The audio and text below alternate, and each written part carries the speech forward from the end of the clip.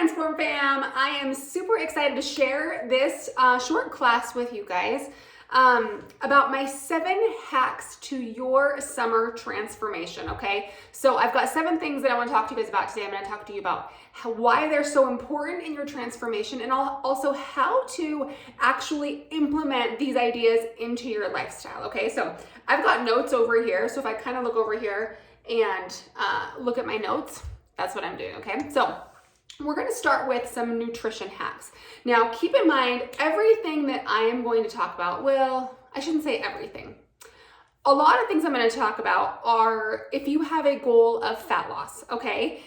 If you do not, some of these things will still be very beneficial for just everyday general health. Some of them will be more specific to fat loss. So I will try to remember to touch on like which ones are most important for fat loss. And this first one is actually crucial for fat loss, okay? So my first tip for your summer transformation is to make sure you are in a calorie deficit, okay? Most of us are aware that we need to be in a calorie deficit if we want to lose fat, right? This is super, super important, okay? Now, if you're like, well, I don't know if I'm in a calorie deficit. One of the best ways to tell if you are is to just get any sort of tracking app, track your calories for a week and see what happens. Okay, if you track your calories and you lost weight, you're in a calorie deficit. If you tracked your calories and you maintained weight, you may still be in a slight deficit, but it's possible that your deficit isn't quite big enough to see the results that you're wanting to see. Okay, so that's just something to keep in mind. If you tracked your calories for a week and you gained weight, chances are, well, there's a lot of reasons why you can gain weight, but over a period of time, if you're gaining weight, chances are you are eating in more of a calorie surplus. Okay, so the idea here is you're gonna track your calories for a week, evaluate how your body responds. If your goal is weight loss and you do not lose weight, I want you to drop calories by about 100, okay? Another thing, another way to do this, if you don't want to put in that time of tracking, you can take your body weight and multiply it by 10 to 11, okay? So for example, if you are 200 pounds, you can start with approximately 2,000 calories. I will throw out a caveat that says, you know, for females specifically, men, you can go about 10 times your body weight and be just fine. Females, I have seen, don't really lose a lot of weight unless they're around 1,800 calories or a little bit lower, okay? So if you are 250 pounds, for example, I wouldn't start with 2,500 calories. I would cap it out at about 1,800 or 1,900 calories, okay? That 10 to 11 times body weight is just a rough estimate for a starting point, okay? So that's tip number 1.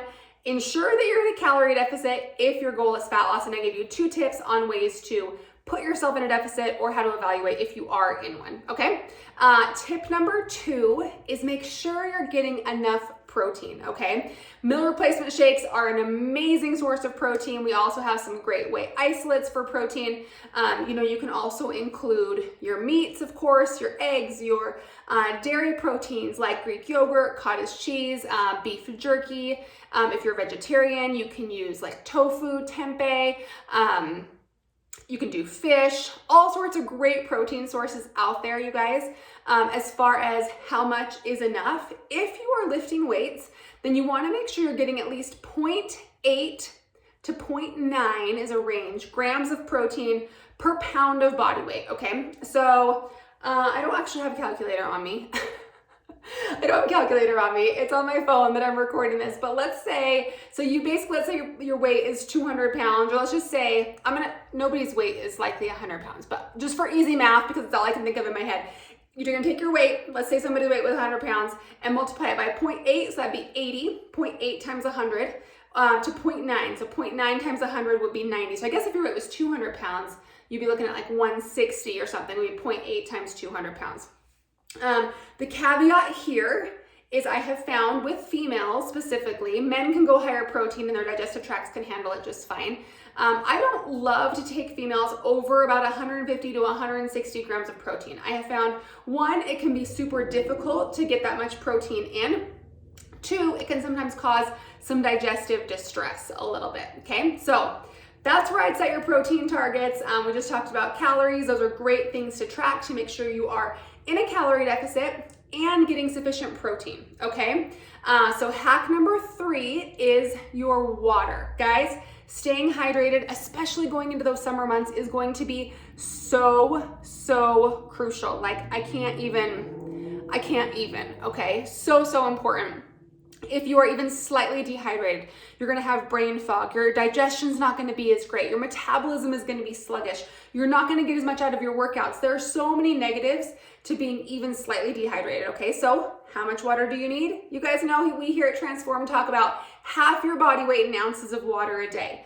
I would challenge you to maybe try and go a little bit higher if it's hot out where you are. If you're exercising, try and add a cup or two. That's 8 to 16 ounces or so for it to replenish a workout, okay? So we've got calorie deficit, protein, we got water intake. The next one is lifting weights, okay? Lifting weights, you guys. If your goal is fat loss, you have to lift weights to ensure you do not lose muscle while in that calorie deficit, okay? Our muscle mass is very metabolically active. We need to work to maintain that muscle mass, okay? You don't have to lift a ton to maintain, all right? I would recommend 3 to 4 days a week. You'll have my 10-minute challenge workouts you can follow, but just stimulating that muscle in a solid lifting workout is going to be so important for boosting natural testosterone levels. It's going to help you manage healthy insulin levels. It's going to boost your metabolism. It's going to help you build and retain that muscle mass. If you are not in a calorie deficit for fat loss, lifting weights is going to be just as important for all of those reasons mentioned. It's also going to help with bone density. It's going to help with strength as we age. So many benefits. Okay. Tip number, what do we got? 5? 1, 2, 3. Yeah, 5 is your steps. Guys, have you heard me talk about NEAT before? That stands for non-exercise activity thermogenesis. NEAT, okay? Basically, this is a measurement of lifestyle activity, all right? It's gonna be so important for your metabolism. A healthy metabolism means you are up and moving around and burning a lot of calories throughout the day. If you find that you sit in a desk like I am doing right now, set an alarm in your phone every hour or two to get up and even just walk around your house. If you can leave your office on a lunch break and walk around your building, walk your dog for 30 minutes, if you have a treadmill, walk on the treadmill 10 minutes at a time periodically throughout your day. All of these little things totally add up and help increase your calorie burn throughout the day. And they also just increase your longevity and your health as well, okay? Super important. Next hack is sleep. Guys, you're not gonna wanna hear this, but you gotta get 7 to 9 hours of sleep a day if you have weight loss goals. Even if you don't, just for general health, you need sleep, you guys. And I don't care if you tell me, well, I only sleep for 5 hours a night and I feel fine. Like, okay, you might feel fine, but your body needs more sleep. If you are exercising, if you have any sort of body composition goals, or even just general health, like I mentioned, your body has to rest and recover, okay? This is the prime time when your body, moves out of that fight or flight state into more of that rest and digest and recovery state that it's so crucial.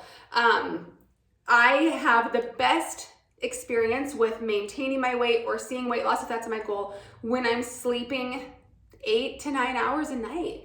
And I know that we come from this like hardcore, like go culture that, glorifies waking up at 5 a.m. and all this stuff, but prioritize your sleep, guys. Okay, prioritize your sleep. It is super important.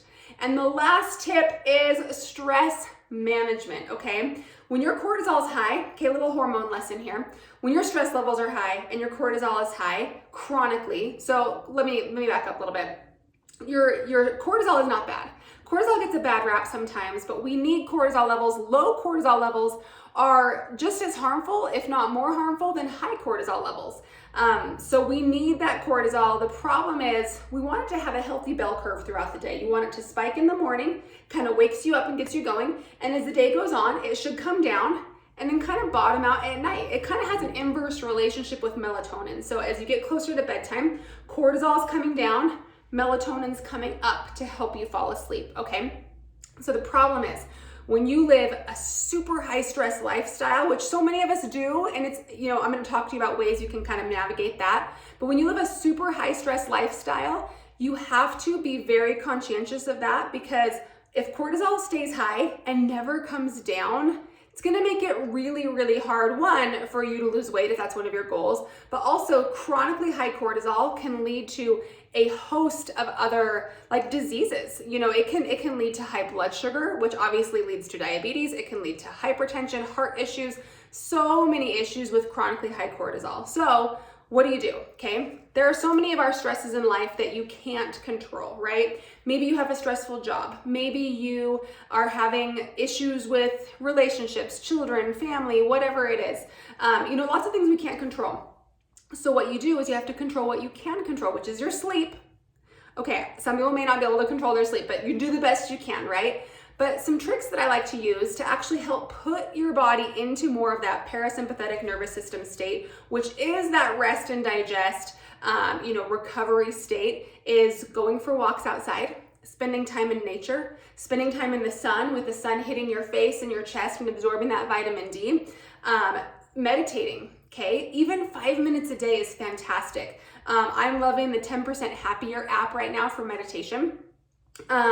You can, you know, deep breathing, even just doing some box breathing where you breathe in for 4 to 5 counts, then you're gonna hold it, and then you're gonna breathe out for 4 to 5 counts, and then you hold that exhale. Okay, that's called box breathing. That is super, super effective for lowering stress levels, okay? Also just doing things that are restful and relaxing that you enjoy, whether that is reading a book, taking a bath, sitting in a hot tub or whatever, sitting in a sauna, like I mentioned, going for a walk, doing restorative yoga. All of these things will help your body transition from that high stress state into more of that parasympathetic nervous system state, which will help with fat loss and just your overall mental well-being. It will help lower anxiety, it'll help increase your mood, all sorts of things, okay? So my 7 tips for your summer transformation are: be in a calorie deficit if your goal is fat loss.